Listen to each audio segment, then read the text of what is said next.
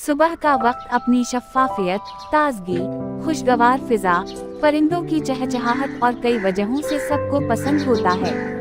इसके अलावा सुबह की आमद कई अलामती जहती भी रखती है।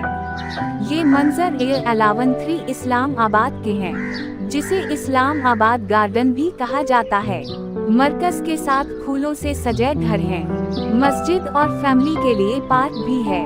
आइए इसकी मुख्तसर वीडियो देखते हैं। ये है रेडियो जीवे पाकिस्तान डिजिटल।